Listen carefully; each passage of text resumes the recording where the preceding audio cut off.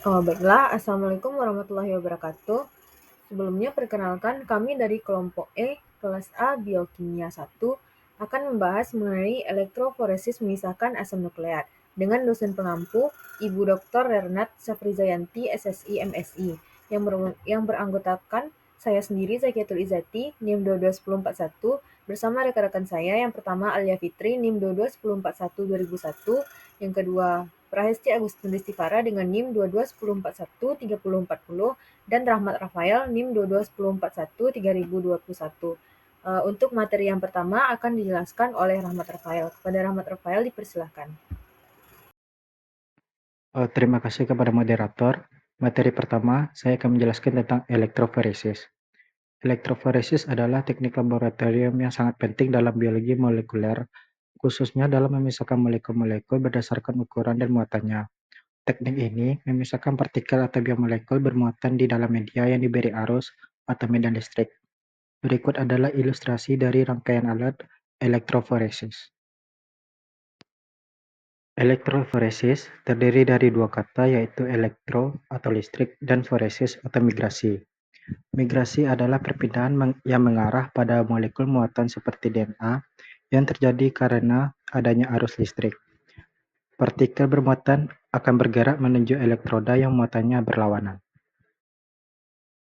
Elektroforesis dapat digunakan untuk yang pertama, memisahkan fragmen DNA. Setelah proses pemotongan DNA oleh enzim restriksi, fragmen-fragmen DNA yang dihasilkan dapat dipisahkan berdasarkan ukurannya menggunakan gel elektroforesis. Yang kedua, menganalisis hasil PCR. Produk PCR atau polymerase chain reaction dapat divisualisasi dan diukur panjangnya menggunakan elektroforesis gel agarose. Yang ketiga, menganalisis RNA. Elektroforesis gel agarose atau poliakrilamida dapat digunakan untuk memisahkan molekul berdasarkan ukurannya. Baiklah, materi selanjutnya yang akan dijelaskan oleh rekan saya. Saya akan melanjutkan presentasi mengenai alat dan bahan apa saja yang digunakan untuk prosedur elektroforesis.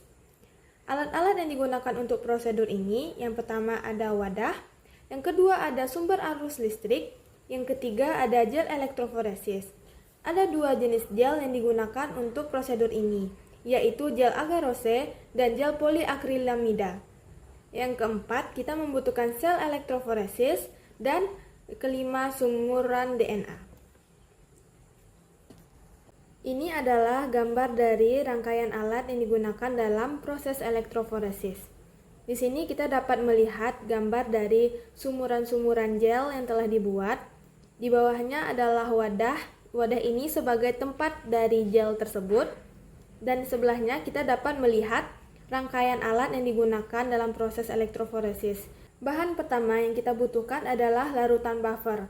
Larutan buffer untuk mempertahankan pH selama elektroforesis berupa TBE, trisborat eta, atau TAE, trisasetat eta. Selanjutnya kita membutuhkan loading day. Loading day berperan sebagai pemberat DNA sehingga tidak keluar dari sumuran. Selanjutnya kita membutuhkan ethidium bromide atau ETBr yang digunakan untuk pewarna DNA hasil elektroforesis gel agarose dan akan nampak di bawah sinar UV. Yang keempat adalah vasedium. Vasedium ini menahan sampel agar tidak menyebar dan berpengaruh terhadap kecepatan migrasi sampel. Selanjutnya ada jenis-jenis gel yang digunakan untuk proses elektroforesis. Yang pertama ada gel agarose. Gel ini umumnya digunakan untuk memisahkan fragmen DNA yang berukuran besar dengan ukuran lebih dari 100 pasang basa. Gel ini dapat diperoleh dari ekstraksi rumput laut, dan gel ini bersifat mudah patah dan hancur. Gel agarose memiliki pori-pori yang besar. Selanjutnya ada gel poliakrilamida. Gel ini memiliki pori-pori yang lebih kecil dibandingkan gel agarose, sehingga lebih baik untuk memisahkan fragmen DNA yang berukuran kecil. Baik, saya akan melanjutkan penjelasan selanjutnya, yaitu terkait dengan langkah kerja. Jadi, DNA marker yang digunakan untuk mengetahui ukuran dari fragmen DNA hasil PCR disiapkan dulu loading die dari DNA sampel dan DNA marker. Kemudian DNA marker dimasukkan ke sumuran yang ada pada gel dan dicampurkan DNA dengan loading die dan dimasukkan ke sumuran sesuai dengan jenis sampelnya. Selanjutnya bisa dilihat pada gambar bahwa dalam baki ini terdapat lempengan gel poliakrilimida atau agarosa yang direndam dalam larutan buffer berair. Di salah satu ujung gel terdapat serangkaian sumur dan sejumlah sampel dapat dimuat. Nah, alat ini dilengkapi dengan elektroda di setiap ujungnya, dengan katoda yang bermuatan negatif di ujung tempat sumur berada, dan anoda dengan muatan positif di ujung lainnya. Untuk mekanismenya, bisa kita lihat bahwa gugus fosfat melapisi backbone DNA dan setiap gugus fosfat mengandung satu oksianion dan dengan demikian membawa muatan negatif formal. Nah, molekul DNA bermuatan negatif ini berarti bahwa katoda bermuatan negatif akan menolak molekul DNA dan mereka akan mulai bergerak sepanjang gel menuju anoda bermuatan positif tempat mereka tertarik pada interval waktu yang sama. Baik, selanjutnya akan dilanjutkan oleh rekan saya. Baiklah, saya akan melanjutkan penjelasan selanjutnya. Gel ini adalah zat berpori yang lengket dan molekul harus bermigrasi melalui pori-pori untuk bergerak.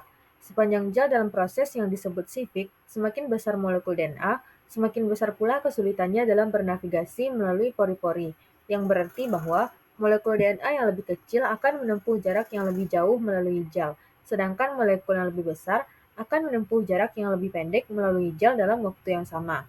Proses ini sangat andal dan dapat diukur sehingga kita dapat memplot perkiraan jumlah pasangan basa dalam molekul DNA sebagai fungsi dari jarak tepat yang ditempuh selama elektroforesis gel.